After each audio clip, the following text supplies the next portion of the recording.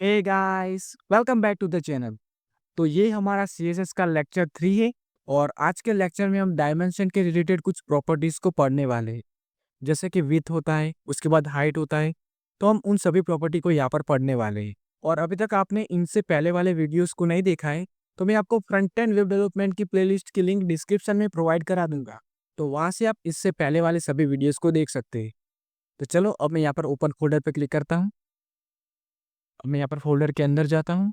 अब मैं यहाँ पर राइट क्लिक करता हूँ, उसके बाद न्यू में जाके एक फोल्डर क्रिएट करता हूँ और यहाँ पर मैं लिखता हूँ CSS लेक्चर 3। ओके, अब मैं यहाँ पर सिलेक्ट फोल्डर पे क्लिक करता हूँ जिससे कि ये हमारा VS कोड में ओपन हो जाएगा।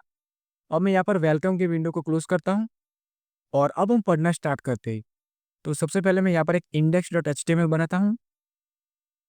ओके, उसके बाद यहाँ पर मैं एक एक्सक्लेमेशन मार्क लिखता हूँ और उसके बाद एंटर करता हूँ जिससे कि हमारा बॉयलर प्लेट कोड यहाँ पर आ जाएगा। अब मैं यहाँ पर टाइटल में लिखता हूँ CSS लेक्चर 3। ओके, अब मैं इसे कंट्रोल एस कर देता हूँ। अब मैं यहाँ पर CSS की भी एक फाइल बनाता हूँ। तो मैं यहाँ पर लिखता हूँ style.css। ओके, अब मैं यहाँ पर CSS को HTML के साथ लिंक कर देता हूँ। तो मैं यहाँ पर index.html में जाता हूँ और यहाँ पर टाइटल के नीचे एक लिंक टैग बनाता हूँ। ओके, तो अब मैं यहाँ पर href के अंदर style.css को लिंक करता हूँ। तो जैसे ही मैं यहाँ पर s लिखूंगा तो ये ऑटो सजेशन में आ जाएगा। तो मैं इसे एंटर करके लिंक कर देता हूँ। तो मैं इसे कंट्रोल एस कर देता हूँ। तो वो हमारी CSS और HTML एक दूसरे से लिंक हो चुकी है। तो चलो अब हम पढ़ना स्टार्ट करते हैं। अब देखो, जो विड्थ और हाइट की प्रॉपर्टी होती है ना, उसे यूज करके हम अपने एलिमेंट का डायमेंशन डिसाइड कर सकते हैं। मतलब कि हम एलिमेंट की साइज को डिसाइड कर सकते हैं। जैसे कि मैं क्या करता हूँ कि यहाँ पर एक डी बनाता हूँ। ओके, और इसके अंदर मैं एक क्लास ले लेता हूँ और यहाँ पर मैं लिखता हूँ बॉक्स। ओके, अब मैं इसके अंदर एक पी टैग बनाता हूँ और यहाँ पर मैं लिखता हूँ this is a D. Okay, अब मैं इसे कंट्रोल एस कर देता हूँ। अब मैं style.css में जाता हूँ। अब मैं यहाँ पर क्लास रिलेटर को यूज़ करता हूँ। तो मैं यहाँ पर लिखता हूँ डॉट बॉक्स। ओके, उसके बाद कर्ली ब्रैकेट बनाता हूँ। अब इसके अंदर मैं विड्थ की प्रॉपर्टी बनाता हूँ। ओके, और यहाँ पर मैं लिखता हूँ 500 पिक्सल। ओके, अब मैं यहाँ पर हाइट की प्रॉपर्टी बनाता हूँ। ओके, और यहाँ पर मैं लिखता हूँ 500 पिक्सल। मैं क्या करता हूँ कि यहाँ पर एक बैकग्राउंड कलर की प्रॉपर्टी बनाता हूँ और इसके अंदर मैं लिखता हूँ रेड। ओके, अब इसे कंट्रोल एस करते हैं। अब देखो, इससे क्या होगा कि हमारा जो डिव है ना, उसकी विड्थ 500 पिक्सल हो जाएगी और उसकी हाइट भी 500 पिक्सल हो जाएगी। मतलब कि हमारा जो डिव होगा ना, वो हमें स्क्वायर फॉर्म में दिखेगा। तो चलो अब हम इसका आउटपुट देखते हैं। तो मैं यहाँ पर कोलाई पर क्लिक करता हूँ। अब देखो, यहाँ पर हमें ये आउटपुट दिखाई दे रहा है। ये जो हमारा डिव है ना, उसकी विड्थ 500 पिक्सल हो चुकी है और उसकी हाइट भी 500 पिक्सल हो चुकी है। तो इस तरह से यहाँ पर हम कस्टम साइज दे सकते हैं। तो चलो मैं VS कोड में वापस जाता हूँ और इसे थोड़ा छोटा कर देता हूँ। तो मैं क्या करता हूँ कि यहाँ पर विड्थ में 100 पिक्सल कर देता हूँ। ओके, उसके बाद यहाँ पर हाइट में भी 100 पिक्सल कर देता हूँ। अब इसे कंट्रोल एस करते हैं और अब हम इसका आउटपुट देखते हैं। तो देखो, अभी हमारा डिव है ना, उसकी साइज छोटी हो चुकी है। तो इस तरह से हम विड्थ और हाइट एट्रीब्यूट को यूज करके अपने एलिमेंट को कस्टम साइज दे सकते हैं। तो चलो अब हम VS कोड में वापस जाते हैं। अब मैं यहाँ पर index.html में जाता हूँ। अब देखो, यहाँ पर हम विड्थ और हाइट को अप्लाई करने के लिए कुछ यूनिट को यूज करते हैं। तो मैं क्या करता हूँ कि पहले एक कमेंट बनाता हूँ और यहाँ पर मैं लिखता हूँ यूनिट्स। ओके, अब मैं इसे सिलेक्ट करता हूँ और कंट्रोल क्वेश्चन मार्क से कमेंट कर लेता हूँ। अब देखो, ये जो यूनिट्स होते हैं ना, उसके दो टाइप होते हैं। एक होता है एब्सोल्यूट और दूसरा होता है रिलेटिव। पहले मैं यहाँ पर एक करके लिखता हूँ एब्सोल्यूट। ओके, अब मैं इसे सिलेक्ट करता हूँ और कंट्रोल क्वेश्चन मार्क से कमेंट कर देता हूँ। अब देखो, ये जो एब्सोल्यूट यूनिट्स होते हैं ना, उसकी वैल्यू कभी चेंज नहीं होती। मतलब कि ये इंडिपेंडेंट होते हैं। जैसे कि हमारा पिक्सल होता है, उसके बाद सेंटीमीटर होता है, उसके बाद होता है, उसके बाद इंच होता है। पर यहाँ पर हम फ्रीक्वेंटली बहुत ही बार पिक्सल को ही यूज करते हैं। तो अब मैं इस कमेंट के अंदर इसके एग्जांपल लिख देता हूँ। तो मैं यहाँ पर लिखता हूँ पिक्सल। ओके, उसके बाद सेंटीमीटर। ओके, उसके बाद उसके बाद इंच। तो ये सब एब्सोल्यूट यूनिट्स होते हैं। पर यहाँ पर हम पिक्सल को ही फ्रीक्वेंटली बहुत ही बार यूज करते हैं, जिसे हमने इस ऊपर वाले एग्जाम्पल में समझा। तो चलो अब हम बात करते हैं रिलेटिव यूनिट्स के बारे में। तो मैं यहाँ पर नीचे दो करके लिखता हूँ रिलेटिव। ओके, अब मैं इसे सिलेक्ट करता हूँ और कंट्रोल क्वेश्चन मार्क से कमेंट कर देता हूँ। तो चलो अब हम एक एक करके इन सभी के बारे में पढ़ते हैं। तो मैं यहाँ पर ए करके लिखता हूँ परसेंटेज। ओके, अब मैं इसे सिलेक्ट करता हूँ और कंट्रोल क्वेश्चन मार्क से कमेंट कर देता हूँ। अब मैं यहाँ पर एक डिव बनाता हूँ। ओके, और इसके अंदर मैं एक क्लास दे देता हूँ और इसके अंदर मैं लिखता हूँ पैरा। ओके, अब मैं इसके अंदर एक पी टैग बनाता हूँ और इसके अंदर मैं लिखता हूँ दिस इज अ न्यू।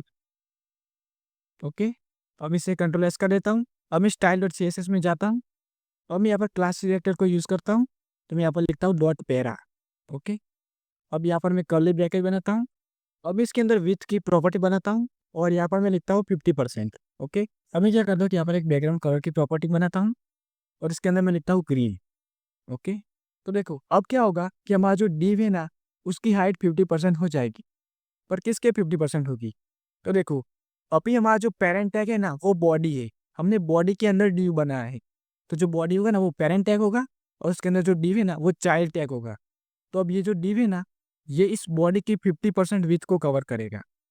मतलब कि हमारी बॉडी की जो भी विथ है ना, उसकी 50% को ये कवर करेगा। तो चलो अब हम इसका आउटपुट देखते हैं।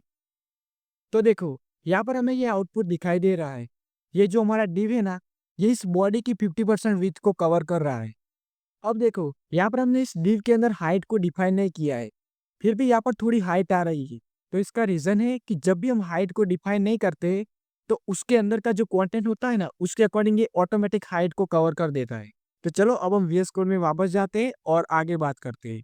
अब मैं क्या करता हूँ कि यहाँ पर बॉडी के अंदर स्टाइल को अप्लाई करता हूँ, तो मैं यहाँ पर लिखता हूँ बॉडी, उसके बाद कर्ली ब्रैकेट बनाता हूँ और इसके अंदर मैं हाइट की प्रॉपर्टी बनाता हूँ और इसके अंदर मैं लिखता हूँ 500 पिक्सल।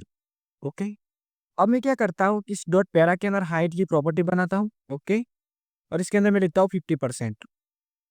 ओके, अब इसे कंट्रोल एस करते हैं।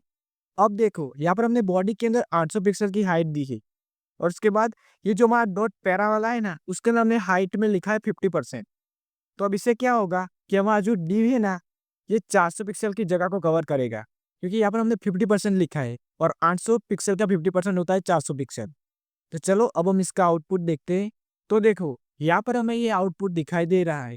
ये जो हमारा डिव है ना, ये 400 पिक्सल की हाइट को कवर कर रहा है। तो चलो अब हम वीएस कोड में वापस जाते हैं और आगे बात करते हैं। अब मैं यहाँ पर index.html में जाता हूँ। तो चलो अब हम नेक्स्ट यूनिट की बात करते हैं। तो मैं क्या करता हूँ, इस डिव के नीचे कमेंट बनाता हूँ। अब मैं यहाँ पर वी करके लिखता हूँ VH एंड VW। ओके, अब मैं इसे सिलेक्ट करता हूँ और कंट्रोल क्वेश्चन मार्क से कमेंट कर देता हूँ। अब देखो, यहाँ पर VH का फुल फॉर्म होता है व्यू पोर्ट हाइट और VW का फुल फॉर्म होता है व्यू पोर्ट विथ। तो अब ये व्यू पोर्ट क्या होता है? तो देखो, अभी आपको ये लैपटॉप की स्क्रीन दिखाई दे रही होगी, तो इसे हम कहते हैं व्यू पोर्ट। अगर हम इसे फोन के अंदर ओपन करें, तो फोन की जो स्क्रीन होती है ना, उसे हम कहते हैं व्यू पोर्ट। मतलब कि हमारे डिवाइस के अकॉर्डिंग हमारे व्यू पोर्ट की साइज डिफरेंट हो सकती है। और जब हमें रिस्पॉन्सिव वेबसाइट बनानी होती है ना, तब हम यहाँ पर रिलेटिव यूनिट्स को यूज़ करते हैं। जैसे कि यहाँ पर परसेंटेज वाला है, उसके बाद यहाँ पर VH और VW वाला है। तो जब भी हमें रिस्पॉन्सिव वेबसाइट बनानी होती है ना, तब हम इन सभी यूनिट्स को यूज़ करते हैं। तो चलो अब मैं क्या करता हूँ कि यहाँ पर एक डिव बनाता हूँ और इसके अंदर मैं क्लास दे देता हूँ और इसके अंदर मैं लिखता हूँ VH। ओके, अब इसके अंदर मैं एक पी टैग बनाता हूँ और इसके अंदर मैं लिखता हूँ this is a VH। Okay, अब इसे कंट्रोल एस कर देते हैं। अब इस स्टाइल डॉट CSS में जाता हूँ। अब मैं यहाँ पर क्लास सिलेक्टर को यूज़ करता हूँ। मैं यहाँ पर लिखता हूँ डॉट VH। ओके, अब मैं यहाँ पर कर्ली ब्रैकेट बनाता हूँ और इसके अंदर मैं हाइट की प्रॉपर्टी बनाता हूँ और यहाँ पर मैं लिखता हूँ 50 VH। ओके, तो अब इससे क्या होगा कि हमारा जो डिव है ना, ये 50% व्यू पोर्ट की हाइट को कवर करेगा। अब मैं क्या करता हूँ कि इसके अंदर एक बैकग्राउंड कलर की प्रॉपर्टी बनाता हूँ। ओके, और इसके अंदर मैं लिखता हूँ ब्लू। अब इसे कंट्रोल एस कर देते हैं और अब हम इसका आउटपुट देखते हैं। अब देखो, यहाँ पर हमें ये आउटपुट दिखाई दे रहा है। ये जो हमारा डिव है ना, ये 50% व्यू पोर्ट की हाइट को कवर कर रहा है।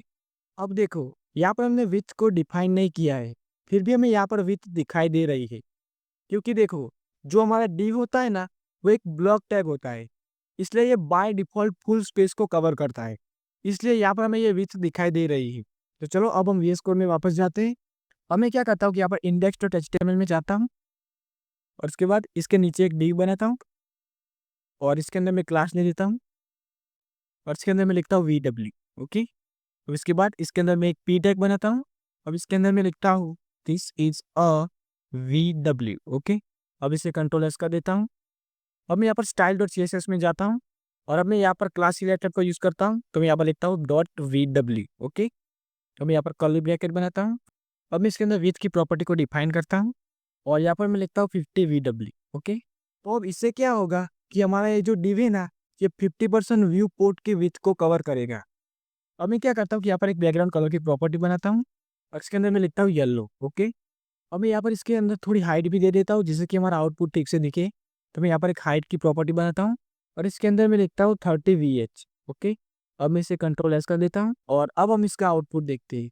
तो देखो यहाँ पर हमें ये आउटपुट दिखाई दे रहा है। ये जो हमारा डिव है ना, ये 50% व्यू पोर्ट की विथ को कवर कर रहा है और इसके साथ साथ यहाँ पर हमने ये जो हाइट अप्लाई की थी ना, वो भी यहाँ पर अप्लाई हो चुकी है। तो इस तरह से हम व्यू पोर्ट हाइट और व्यू पोर्ट विथ को यूज करते हैं। तो चलो अब हम VS कोड में वापस जाते हैं और आगे बात करते हैं। अब देखो जब भी हम रिस्पॉन्सिव वेबसाइट बनाते हैं ना, तब हम यहाँ पर रिलेटिव यूनिट्स को यूज करते हैं। जैसे कि व्यू पोर्ट हाइट होता है ना, उसे हम हीरो सेक्शन बनाने के लिए यूज करते हैं। उसके बाद जो व्यू पोर्ट विथ होता है ना, उसे हम फुल स्पेस का सेक्शन बनाने के लिए यूज करते हैं। तो रिस्पॉन्सिव वेबसाइट बनाने के लिए हमारे जो रिलेटिव यूनिट्स होते हैं ना, वो बहुत ही इंपॉर्टेंट होते हैं। अब इसके अलावा एक और रिलेटिव यूनिट होता है। तो मैं क्या करता हूँ, इस डिव के नीचे एक कमेंट बनाता हूँ। तो मैं यहाँ पर सी करके लिखता हूँ EM एंड REM। ओके, अब मैं इसे सिलेक्ट करता हूँ और कंट्रोल क्वेश्चन मार्क से कमेंट कर देता हूँ।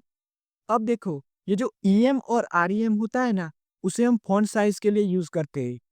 तो जब हम फॉन्ट साइज के बारे में पढ़ेंगे तब हम इसकी बात करेंगे। सो आई होप आज के वीडियो में मैंने आपको जो भी समझाया वो आपको समझ आ गया होगा। और अभी तक आपने इससे पहले वाले वीडियोस को नहीं देखा है, तो मैं आपको फ्रंट एंड वेब डेवलपमेंट की प्लेलिस्ट की लिंक डिस्क्रिप्शन में प्रोवाइड करा दूंगा। तो आप वहां से उसे एक्सेस कर सकते हैं और इससे पहले वाले सभी वीडियोस को देख सकते हैं। तो चलो अब हम बात करते हैं कि आपको ये नोट्स कैसे मिलेगी। मतलब कि यहाँ पर हमने ये जो कोड किया है, तो आपको ये फाइल कैसे मिलेगी।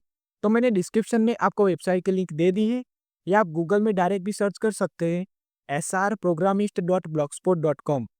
और उसके बाद वहाँ पर आपको नोट्स के सेक्शन में जाना है और उसके बाद लेक्चर नंबर के अकॉर्डिंग आपको इसे डाउनलोड कर देना है।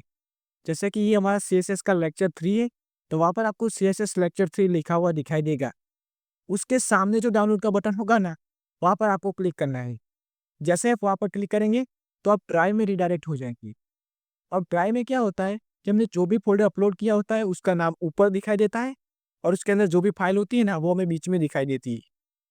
तो यहाँ पर मैंने 2 फाइल बनाई है, तो आपको ये दोनों फाइल वहाँ पर दिखाई देगी। तो आपको इसे डाउनलोड कर देना है। तो इस तरह से आपको नोट्स मिलने वाली है। सो आई होप आज के वीडियो में मैंने आपको जो भी समझाया वो आपको समझ आ गया होगा। और अभी तक आपने हमारे चैनल को सब्सक्राइब नहीं किया है तो प्लीज़ सब्सक्राइब कर देना।